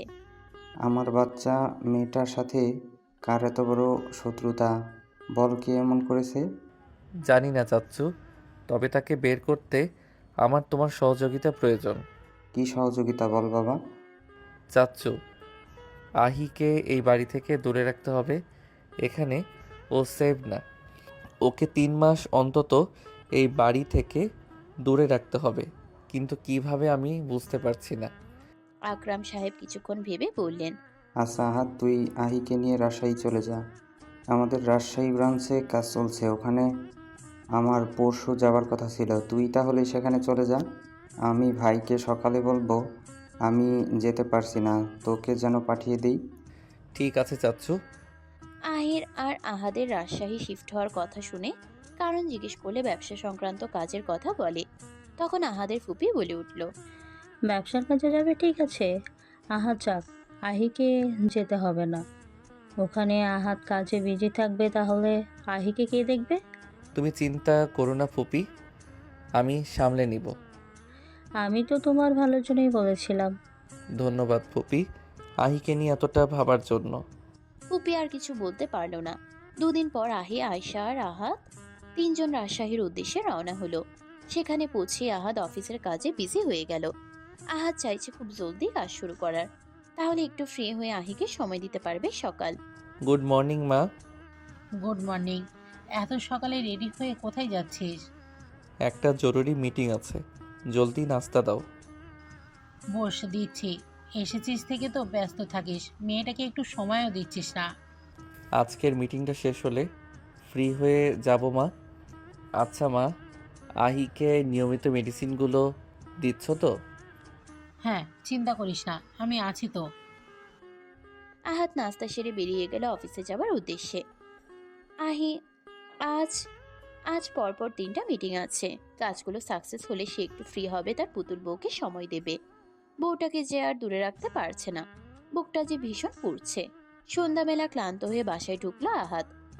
ওকে দেখে আহি দৌড়ে গিয়ে গলা জড়িয়ে ধরে অভিযোগের স্বরে বলে, পুতুল পর তুমি অনেক পচা। আমায় একা একা রেখে কোথায় গিয়ে থাকো সারাদিন? আমার একা একা বাড়িতে থাকতে ভালো লাগে না। তুমি আমাকে একটু ঘুরতে নিয়েও যাও না। বলেই গাল ফুলিয়ে নিল। আহাদ মুচকি হাসি দিয়ে বলে, আমার বউ বুঝি রাগ করেছে? আচ্ছা রাগ করো না প্লিজ, কালকে ঘুরতে নিয়ে যাব, প্রমিস। এখন তো হাসো। বেরোতে যাবার কথা শুনে আহি খুশিতে আত্মহারা। আহাদ আহির হাত ধরে রুমে নিয়ে যায়। আহি, আমি তোর কোলে একটু মাথা রাখি। হ্যাঁ, এসো এসো। আহাদ আহির কোলে মাথা রেখে কোমর জড়িয়ে ধরল। আহি খিলখিলিয়ে হেসে ওঠে। আহাদ বলে, উফ, আহি নড়াচড়া করিস না তো, একটু শান্তিতে থাকতে দে। আরে পুতুল বর, আমার তো কাতুকুতু লাগছে। ওভাবেই কিছুক্ষণ থাকার পরে আহাদ ঘুমিয়ে গেল। আহিও নড়াচড়া করতে করতে ওভাবেই বেডে হেলান দিয়ে ঘুমিয়ে যায়। রাত 10টায় ঘুম ভাঙে দুজনের। নিচে গিয়ে নাস্তা করে দুজনে রুমে চলে আসে। আহিকে মেডিসিন খাইয়ে দেয়। আহি এখন আর মেডিসিন খেতে বায়না করে না। সকালবেলা আহাদ ঘুম থেকে উঠে এক্সারসাইজ করছে। আহি ঘুম থেকে উঠে আহাদকে এভাবে খালি গায়ে দেখে হা করে তাকিয়ে থাকে। ওর কেমন কেমন জানি লাগছে। ও বুঝতে পারছে না ওর অনুভূতি। ধীর পায়ে উঠে গিয়ে আহাদের কাছে গিয়ে বসে। হাত বাড়িয়ে দেয় আহাদের শরীরের উপর। আহাদ আহির দিকে তাকায়। আহির দৃষ্টিতে কেমন যেন নেশা। আহাদ বুঝে নেয় সেই নেশা। সে উঠে আহিকে কোলে বসিয়ে নেয়, তারপর আলতো করে ঠোঁটে ঠোঁট ডুবিয়ে দেয়। তারপরে ঠোঁট ছেড়ে দিয়ে গলায় মুখ ডুবায়। আহাদ ধীরে ধীরে আহির জামা একটানে খুলে ফেলে। তারপর সে মত্ত হয় আহির মাঝে। অবাক করার বিষয়, আজ আহি কান্না বা চিৎকার কোনোটাই করছে না। আহাদ ঘোরের মাঝে বলে ওঠে, আহি, ব্যথা লাগছে, বাদ দেব? আহি কিছু বলছে না, ঘন ঘন শ্বাস নিচ্ছে। আহাদ বুঝলো আহি এখন নিজের মাঝে নিয়ে হারিয়ে গেছে ভালোবাসার সাগরে। বউ, পরে কিন্তু দোষ দিস না, আর প্লিজ চিৎকার করিস না। বলে আহাদ পাগলের মতো আহির মাঝে হারিয়ে গেল। মাঝে মধ্যে শুধু দুজন নর নারীর ব্যথাতুর আওয়াজ, উন্মাদন। দীর্ঘ সময় পর আহাদ আহির বুকে মুখ ডুবিয়ে দিয়ে শুয়ে পড়ে। কিছু সময় পর উঠে আহির কপালে চুমু এঁকে বলে, ঠিক আছিস আহি? কষ্ট হচ্ছে? হ্যাঁ, একটু। আমার বউটা বড় হয়ে গেছে, বরকে বেঁধে রাখা শিখে গেছে। আচ্ছা, আজ ভয় পেলি না কেন? কাঁদলিও না, চিৎকারও দিলি না, কি ব্যাপার পুতুল বউ, ব্যথা পাসনি? আমাকে বড় মা বলেছে তুমি আদর করতে চাইলে করতে দিতে, ভয় না পেতে। আর বলেছে তোমাকে আদর করতে দিলে তুমি আমাকে ছেড়ে আর কোথাও চলে যেতেই পারবে না। আরও বলেছে একটু ব্যথা লাগবে, কিন্তু দেখবে পরে ঠিক হয়ে যাবে, আর চিৎকার দেওয়া যাবে না কিন্তু। আহাদ তো তার গুণধর বউয়ের কথা শুনে চোখ কপালে উঠে গেছে। তাও ধীরে বলে ওঠে, বউ, তুই এসব কথা মাকে বলেছিস? মা কি ভাববে বলতো? আমি কিছু বলিনি, বড় মা নিজে থেকেই আমাকে বলেছে। শোনো না বর, তুমি আমাকে ছেড়ে চলে যাবে না তো? না রে পাগলি, কোথায় যাব? তুই ছাড়া আমার কোনো গতি নেই। চল, গোসল দিয়ে এসে ঘুমাবি। দুজন শাওয়ার নিয়ে এসে বিছানায় ঘুমিয়ে যায়। 10টায় ঘুম ভাঙে আহাদের। সে উঠে নিচে গিয়ে নাস্তা করে আহির জন্য নিয়ে আসে। মা আহির কথা জিজ্ঞেস করলে বলে, ও একটু অসুস্থ মা, তাই ডাকিনি। সে কি কি হয়েছে? রাতে তো ভালোই ছিল। আরে তেমন কিছু না মা। বলেই আহাত উপরে উঠে গেল। দেখতে দেখতে প্রায় 2 মাস কেটে গেছে। খানবাড়ি থেকে আহি আজ 2 মাস দূরে আছে। আর আহি ট্রিটমেন্টও 2 মাস চলছে। আহি এখন আগের তুলনায় অনেকটাই সুস্থ। আজ আহাত ডাক্তারের সাথে ভিডিও কলে মিটিং ফিক্স করা ছিল, তাই তারা কথা বলছে। ডক্টর, আপনি আহির ট্রিটমেন্টের বিষয়ে কি আপডেট দেবেন বলেছিলেন? হ্যাঁ মিস্টার খান, আহির ট্রিটমেন্ট এখন লাস্ট পর্যায়ে চলে এসেছে। লাস্ট ডোজটা শুরু হলে ওর মধ্যে অনেক পরিবর্তন আসবে। পরিবর্তন বলতে কেমন পরিবর্তন ডক্টর? আহি বিগত এই কিছু বছরের মধ্যে এমন অনেক কিছুই আর মনে থাকবে না। মানে কি বলতে চাইছেন ডক্টর? এখনকার সব কিছু ভুলে যেতে পারে না? না, এটা হতে পারে না। কুল আহাদ, আমার কথা মন দিয়ে শোনো। আমি বলেছি কিছু কিছু মুহূর্ত ভুলে যেতে পারে। এখন কার স্মৃতি হতে পারে, আবার কিছু বছর আগেরও হতে পারে। ডক্টর, আহি আমাকে ভুলে যাবে না তো? কিছু বলা যাচ্ছে না। ডাক্তারের কথা শুনে আহাত চিন্তায় পড়ে গেল। সে শুধু এটাই ভাবছে তার পুতুল বউ তাকে ভুলে যাবে না তো। আবার সেটাও ভাবছে আহি সুস্থ হয়ে যদি জেনে যায় আহাত তাকে রেপ করেছিল, তারপরে বিয়ে করেছে, তাহলে কি সে তাকে ক্ষমা করতে পারবে? এইসব চিন্তা তাকে কুরে কুরে খাচ্ছে। কথাগুলো ভাবতে ভাবতে আহির কাছে গিয়ে জড়িয়ে ধরে বলল, পুতুল, তুই সুস্থ হয়ে গেলে আমায় ভুলে যাবি না তো? আমি যে তোকে ছাড়া থাকতে পারবো না রে বউ। তুমি এসব কি বলছো পুতুল বর? কিছু না পুতুল, একটু চুপচাপ থাক না প্লিজ। আহাত ওভাবেই কিছুক্ষণ আহিকে জড়িয়ে ধরে বসে থাকে। আহাত ঠিক করলো এই গোটা 1 মাস আহিকে এতটা ভালোবাসা দেবে, এত সময় দেবে যে আহি সব ভুলে গেলেও আহাতকে যেন মনে রাখে। 20 দিন পর আহাত অফিস থেকে এসে আহাত যখন আহিকে ডাকে তখন আহি আর তার ডাকে সাড়া দেয় না। আহাত পাগলের মতো ডাকতে থাকে, পুতুল, পুতুল, কই তুই পুতুল? আহি কোনো উত্তর দেয় না। আহাত উপরে রুমে গিয়ে দেখে সেখানেও নেই। ওয়াশরুমে গিয়ে দেখে আহি পড়ে আছে, তাও মাথার এক কোণা ফেটে রক্তে মেঝে ভেসে গেছে। আহাত তা দেখে স্তব্ধ হয়ে গেল কিছু সময়ের জন্য। আহাদের ঘোর কাটে কল আসার কারণে। তখনই আহির কাছে দৌড়ে যায়, আহিকে কোলে তুলে হসপিটালের উদ্দেশ্যে রওনা হয়। হাসপাতালে গিয়ে চিৎকার করে, ডাক্তার, ডাক্তার, নার্স। আহাদের চিৎকার শুনে ডাক্তার নার্স সবাই বেরিয়ে আসে। ডাক্তার আহিকে স্ট্রেচারে শুয়ে দিতে বলে। তারপর আহিকে নিয়ে সরাসরি অপারেশন থিয়েটারে। আহাদ যখন ভেতরে যেতে চায় তখন আপনি বাহিরে অপেক্ষা করুন। ভেতরে আহির অপারেশন চলছে, মাথায় আঘাত লেগে প্রচুর ব্লাড লস হয়েছে। আহাদ অপারেশন থিয়েটারে বাইরে বসে মাথা নিচু করে বসে আছে। তৎক্ষণাৎ আবার আহাদের ফোন বেজে ওঠে। দেখে আকরাম খান কল করেছে। হ্যাঁ চাচ্চু বলো। তোর গলা এমন শোনা যাচ্ছে কেন, কি হয়েছে? আহি কই, ও ঠিক আছে তো? না চাচ্চু, আহি হসপিটালে ওয়াশরুমে পড়ে গিয়ে মাথায় আঘাত পেয়েছে। কি বলছিস? আহি এখন কেমন আছে? এখনো জ্ঞান ফেরেনি চাচ্চু। চাচ্চু, ডাক্তার বের হয়েছে, আমি তোমায় কল করছি। ডাক্তার বের হয়ে সোজা আহাদের সামনে এসে দাঁড়ালো। ডক্টর, আহি কেমন আছে? উনি ভালো আছেন, কিন্তু এখনও জ্ঞান ফেরেনি। একটু সময় লাগবে। ঘুমের ইঞ্জেকশন দেওয়া হয়েছে। She is out of danger. Doctor, আমি ওকে একটু দেখতে পারি? অবশ্যই, ওনাকে কেবিনে দিলে আপনি দেখে আসবেন। Thank you doctor. আহিকে কেবিনে দেওয়া হয়েছে। আহাদ আহির পাশের টুলটা টেনে নিয়ে বসে আহির একটা হাত ধরে এক নয়নে তাকিয়ে আছে। তার মাঝেই ওই অবাধ্য 2 চোখ দিয়ে জল গড়াতে লাগলো। আহাদ বলছে, এই পুতুল ওঠ না, তোর পুতুল বর দেখ না কষ্ট পাচ্ছে। তুই না বলেছিস আমার কষ্ট তুই দেখতে পারিস না? তাহলে এখন কেন এভাবে ঘুমিয়ে আছিস? তোর চুপ থাকা যে তোর পুতুল বর মেনে নিতে পারছে না। ওঠ না, এই বউ ওঠ। আহাদ সারা রাত আহির হাত ধরেই বসে থাকলো। সকালে আকরাম সাহেব আয়শা আসহাব এসে পৌঁছালো আহির কেবিনে।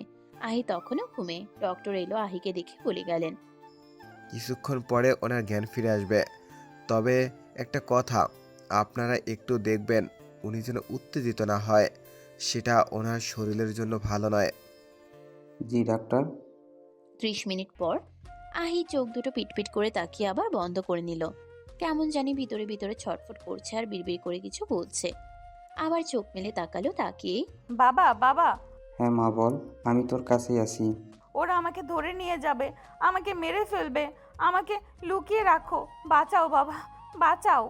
কে ধরে নিয়ে যাবে তোকে? মেরে ফেলবে মা। আহি কেউ নেই মা।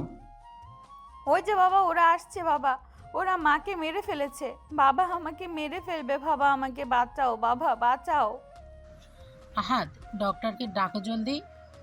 আহাদ হন্তদন্ত হয়ে ডাক্তারকে ডাকতে চলে গেল। কিছুক্ষণের মধ্যেই ডাক্তার কেবিনে প্রবেশ করলো। নার্স, ইঞ্জেকশন রেডি করুন জলদি। আহিকে ইঞ্জেকশন পুশ করার পরে আস্তে আস্তে শান্ত হয়ে গেল। তখন ডাক্তার বলল, আমি যা সন্দেহ করেছিলাম তাই হলো। কি বলতে চাইছেন ডক্টর? উনি ঠিক হচ্ছেন, তবে ওনার কিছু একটা মনে পড়ছে যা ওনার ব্রেনের ওপর খুব বাজেভাবে প্রভাব ফেলছে। সেটা ওনার জন্য ঝুঁকির বিষয়। উনি যদি কিছু মনে না করতে পারে তাকে জোর দেবেন না। উনি বর্তমানে এমন অনেক কিছুই হয়তো মনে থাকবে না, তাই জোর করবেন না, না হলে হিতে বিপরীত হতে পারে। ঠিক আছে ডক্টর। ডক্টর কি বলেছে আহাত? আহির কিছু মনে থাকতে নাও পারে মানে কি? হ্যাঁ চাচ্চু, তোমাকে আগেই বলেছিলাম সব কিছু। আহি লাস্ট ডোজ মেডিসিন দিলে আহি আগের মতো হয়ে উঠবে, আস্তে আস্তে আগের মতো স্বাভাবিক হয়ে যাবে। বলে ডাক্তার চলে গেলেন। আহাদ আর কথা বলতে পারছে না, কারণ আহাদ ভয় পাচ্ছে যদি আহি ওদের বিয়ের কথা ভুলে যায়, আর যদি ধর্ষণের কথা মনে পড়ে তাকে ঘৃণা করে, তখন কি করবে আহাদ? ও তো আহিকে ছাড়া এক মুহূর্তও দূরে থাকতে পারবে না। আহাদ কেবিন থেকে বেরিয়ে হাসপাতালের বাইরে একটা বেঞ্চে বসে পড়ে। সে আর কিছু ভাবতে পারছে না। চোখ দিয়ে অঝরে পানি ঝরছে তার। কেউ পিছন থেকে ওর কাঁধে হাত রাখলো। আহাদ পেছন ঘুরে তার মাকে দেখে তাকে জড়িয়ে ধরে বলতে লাগলো, মা, আহি যদি আমাকে ভুলে যায় আমি কিভাবে থাকবো মা? আমি ওকে খুব ভালোবাসি মা। মা, ও মা, পুতুল যদি আমাকে ধর্ষক বলে ঘৃণা করে আমি সইতে পারবো না মা। দেখিস, এমন কিছুই হবে না। তুই একটু ভরসা রাখ আল্লাহর উপর বাবা, তিনি সব ঠিক করে দেবেন।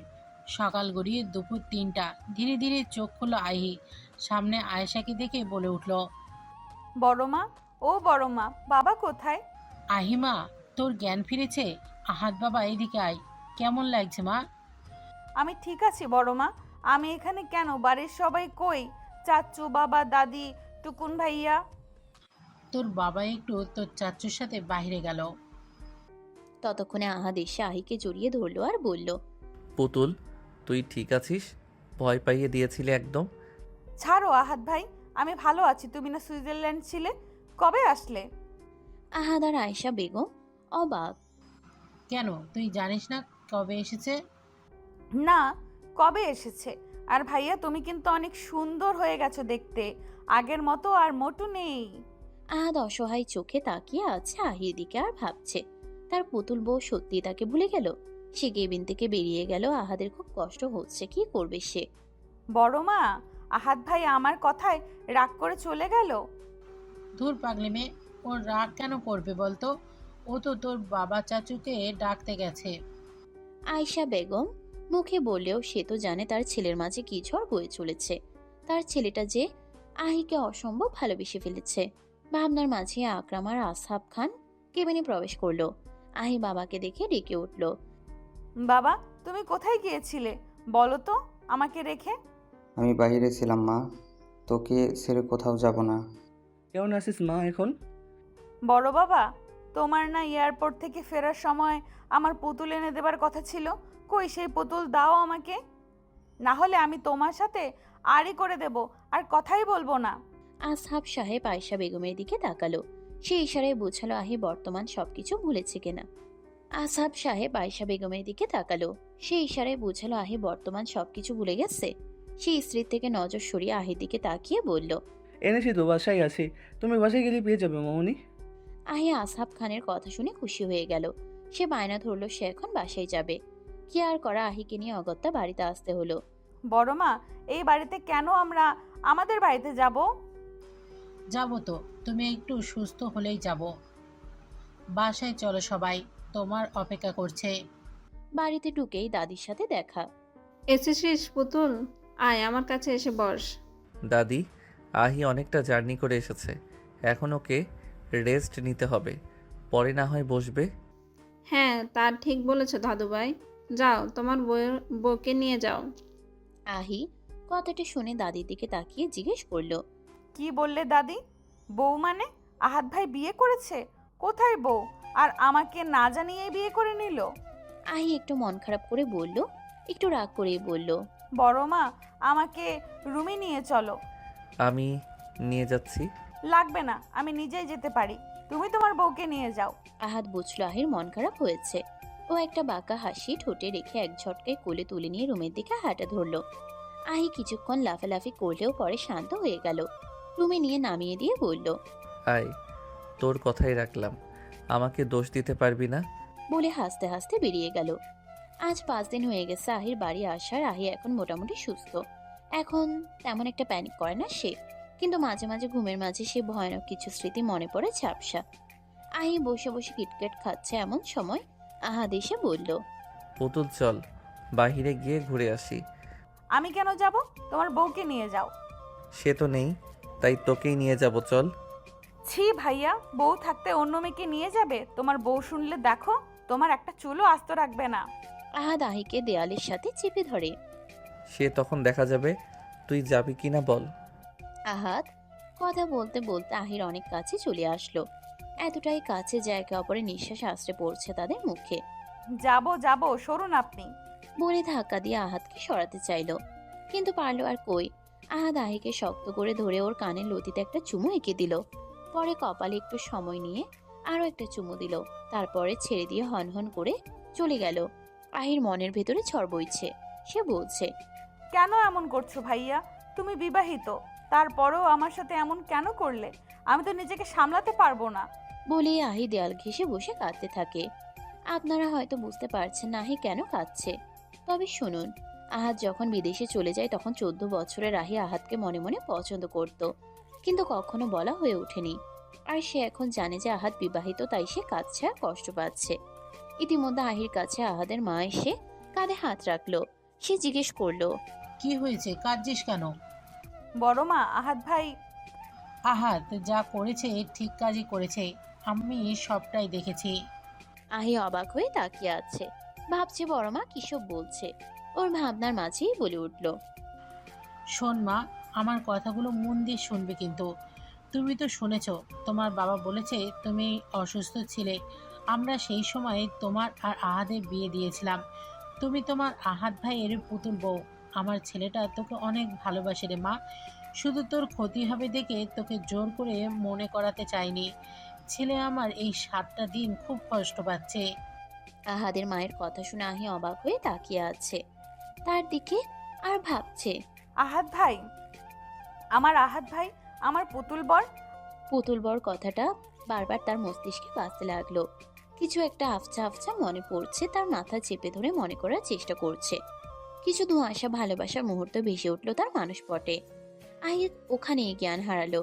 আহাদের মা চিৎকার করে, আহাদ, এই আহাদ। আহি কেমন যেন করছে। আহিমা, কি হয়েছে তোর? আহি, আমার মাফ করে দে মা। আহি। মা, আহির কি হয়েছে? আহি এভাবে পড়ে আছে কেন? আহি, এই আহি, চোখ খোল সোনা। আহি, এই পুতুল, এই বউ, ওঠ না। আহাদের মা সেন্টার টেবিল থেকে পানি এনে আহির মুখে পানির চাপটা দিল। কিছুক্ষণ পর আহি পিটপিট করে চোখ মেলে তাকালো। নিজেকে আহাদের বাহু বন্ধনে দেখে লজ্জায় লাল হয়ে গেল। আহাদ ওর লজ্জা মাখা মুখ দেখে কপাল কুঁচকে নিল। এর আবার কি হলো? আমি মরছি টেনশনে, আর এ দেখি লজ্জায় লাল নীল বেগুনি হচ্ছে, ব্যাপার কি? ওদের এমন চাওয়াচাওয়ি দেখে আয়শা বেগম রুম থেকে বেরিয়ে গেলেন। আহি বলে উঠল, আমাকে একটু বিছানায় দিয়ে এসো, আমার কেমন যেন লাগছে। আহির এই তুমি সম্বোধনে আরো অবাক হলো আহাদ। তাও কোনো কথা না বলে ওকে বিছানায় নিয়ে শুয়ে দিয়ে আহাদ উঠে আসতে নিলে আহি ওর বুকের কাছে শার্ট খামচে ধরে রাখলো। আহাদ তো একের পর এক অবাকের শীর্ষে উঠে যাচ্ছে। ঠিক তখনই ভেসে আসলো আহির রিনরিনে কণ্ঠস্বর, কোথায় যাচ্ছ পুতুল বর? আহাদ আহির কথা শুনে ওকে জড়িয়ে ধরলো আর বলল, পুতুল, তোর সব মনে পড়েছে? জানিস, আমি খুব ভয় পেয়ে গেছিলাম। তুই বুঝি আমাকে ভুলেই যাবি? না, আমার সব মনে না পড়লেও আমাদের কিছু মুহূর্তের কথা মনে পড়েছে। আর বড় মা বলায় বাকিটা পরিষ্কার হয়ে গেছে। জানো, আমি ঘুম আসলেই আমার কানে বাজতো কেউ আমাকে পুতুল বউ বলে ডাকছে, কিন্তু তার চেহারাটা বুঝতে পারতাম না। আজ বড় মার কথা শোনার পর সেই বরের মুখটা আমি দেখতে পেলাম। আহাদ পুতুলের ঠোঁটে আঙ্গুল ঠেকিয়ে চুপ করিয়ে দিল আর সে জায়গায় নিজের ঠোঁট মিলিয়ে দিল। এই কয়দিনে তৃষ্ণা মিটিয়ে নিচ্ছে একসাথে। কিছু সময় পর ছেড়ে দিয়ে দুজনেই হাঁপাচ্ছে। চল পুতুল, আমরা আজকেই ঢাকা ব্যাক করব। ওখানে আমাদের এই নতুন জীবন আমরা নতুন করে শুরু করব। হ্যাঁ চলো, তাই হবে। আহাতরা সবাই রওনা হলো ঢাকার উদ্দেশ্যে। তবে আহাত একটু ভয়ও পাচ্ছে, কারণ সেখানেই আহির সবচেয়ে বড় শত্রু আছে। তারপরেই আহিকে নিয়ে যাচ্ছে। ও চাইছে সবকিছু গোড়া থেকে উপড়ে ফেলতে, তারপর নতুন করে সবকিছু শুরু করতে। খানবাড়ি। আহি বাড়িতে প্রবেশ করে সামনে দেখে তার ফুপু সিঁড়ি দিয়ে নামছে। হাসতে হাসতে আহি ওনাকে দেখে কেমন যেন সেখানে দাঁড়িয়েছিল। ওভাবে দাঁড়িয়ে কেমন অস্বাভাবিক অ্যাগ্রেসিভ হয়ে উঠল। আর কেমন যেন ওর ফুপুকে দেখে আহাতকে ঝাপটে ধরে বলে উঠল, মেরে ফেলবে আমাকে, মেরে ফেলবে আমাকে, বাঁচাও, ও খুনি, ও মাকে মেরে ফেলেছে, বাবা, ও বাবা, আমাকে বাঁচাও। বলতে বলতে আহি জ্ঞান হারালো। রিনা খান ভয় পেয়ে গেছে, কারণ ওনার এত বছরের রাজ এক নিমিষেই সবাই জেনে যাবে, তা তো হতে দেয়া যাবে না। তাই সে সবার উদ্দেশ্যে বলতে লাগলো, এসব কি বলছে আহি? ভাইজান, আমি ভাবিকে বলে ন্যাকা কান্না জুড়ে দিল। কিন্তু কেউ তার এই ন্যাকা কান্নায় ভুলল না, কারণ আহাত অলরেডি রিনা আর ওর ছেলে রাফি দুজনের বিষয়ে সব অবগত করেছে। এত বছর তাদের সাথে প্রতারণা করে কিভাবে কোম্পানির টাকা পয়সা হাতিয়েছে। রিনি হচ্ছে আহাদের বাবার সৎ বোন।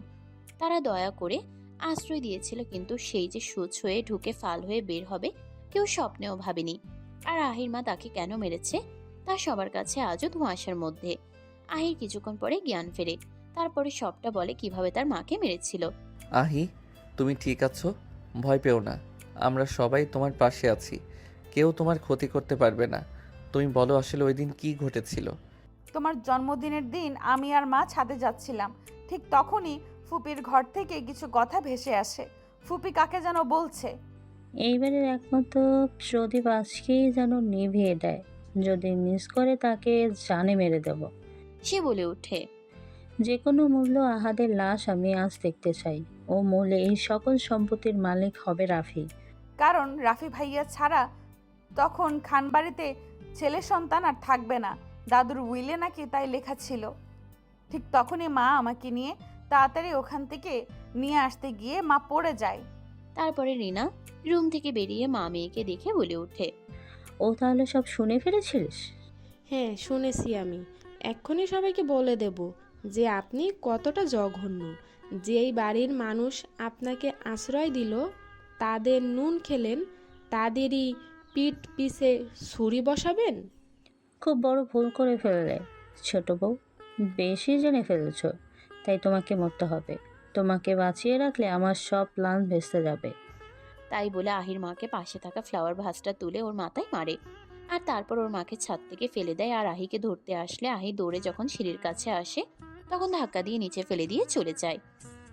সমস্ত কথা শুনে আজহাব খান গর্জে উঠে বলে, রিনা, তোকে তো কম কিছু দিইনি, নিজের বোন ভেবে এসেছি। আর তুই, তোর মনে আমাদের জন্য এত বেশ কেন রে?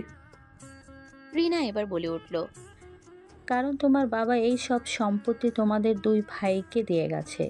আমাকে সে কিছুই দিয়ে যায়নি, কারণ আমি মেয়ে। কেন, আমি কি তার সন্তান ছিলাম না? আর তোমরা সব সময় আমার আর আমার ছেলেকে এটা বুঝিয়েছো যে আমরা তোমাদের আশ্রিতা, তোমাদের দয়া বেঁচে আছি। তাই আমি ঠিক করেছিলাম যে এই সব সম্পত্তি আমি আমার করেই ছাড়বো। আর ছোট বউকে আমার মারার ইচ্ছে ছিল না, সে আমাকে বলে দেওয়ার হুমকি দিয়েছিল, তাই ওকে ওর জীবন হারাতে হয়েছে। ছি পপি, ছি। তুমি সামান্য সম্পত্তির জন্য আমাকে খুন করতে চেয়েছিলে, আর এই সম্পত্তির জন্য তুমি আহিকে এই 5টা বছর পাগল বানিয়ে রেখেছিলে, যাতে তোমার এই প্ল্যান কেউ জানতে না পারে। কিন্তু আফসোস, তা তুমি ভুল ছিলে পপি। ভেতরে আসুন আপনারা। আহাদের কথায় বাহির থেকে পুলিশ বাড়ির ভেতরে এসে রিনাকে অ্যারেস্ট করে নিয়ে গেল। আর এতক্ষণ রিনার জমানবন্দি হিসেবে তার বলা কথাগুলো রেকর্ড করে পুলিশকে দিয়ে দিল আহাদ। রিনা এখন জেলে। খানবাড়িতে আজ আনন্দ। আহিকে বউ সাজানো হচ্ছে, তাদের আবার বিয়ে পড়ানো হবে। কিছুক্ষণ পরে আহাদ আর আহিকে একসাথে বসানো হলো। কাজী সাহেব বিয়ে পড়ানো শুরু করলেন।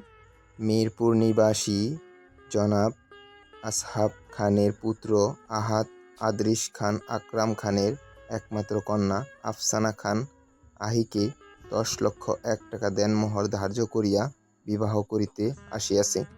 এখন আপনি যখন এই বিবাহে রাজি থাকেন, তাহলে বলেন মা, কবুল? কবুল। কাজ সাহেব আহাদকে ঠিক একই রকম বলায় সেও কবুল বলে দিল। তাদের বিবাহ সম্পন্ন হলো।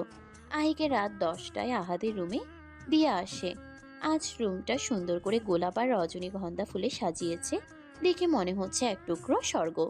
আহির ভাবনার মাঝে আহাদ রুমে প্রবেশ করলো। আহির কাছে গিয়ে আহিকে জড়িয়ে ধরে, তারপরে আহির কপালে একটু গভীর চুমু এঁকে দিল। তারপরে দুজনে উজু করে এসে 2 রাকাত নফল নামাজ আদায় করে নিল। বউ জানিস তোকে কতদিন আদর করি না, জানিস আমার খুব আদর আদর পাচ্ছে। কি যে বলো না, আমার লজ্জা লাগে না বুঝি? এখনো লজ্জা ভাঙিনি, এতবার বাসর করলাম, চল আজ আবার লজ্জা ভাঙিয়ে দেই বউ। বলে আহাদ আহিকে কাছে টেনে কোমর জড়িয়ে ধরে আহির ঠোঁটে ঠোঁট ডুবিয়ে দিল। ভালোবাসে ভরিয়ে দিতে লাগলো আহির পুরো শরীর জুড়ে। তারপর আহিকে নতুন করে পরিচয় করিয়ে দিল কিছু মিষ্টি মধুর যন্ত্রণার সাথে। তারপর হারিয়ে গেল দুজন এক সুখের শহরে, যে শহরে আছে শুধু আহাদ আর আহি নামক 2টি ভালোবাসার পাখি, যারা আজ অবাধ সুখে মেতে আছে। সবাই দোয়া করবেন তাদের জন্য, তারা যেন এভাবেই সুখে থাকে। সমাপ্ত।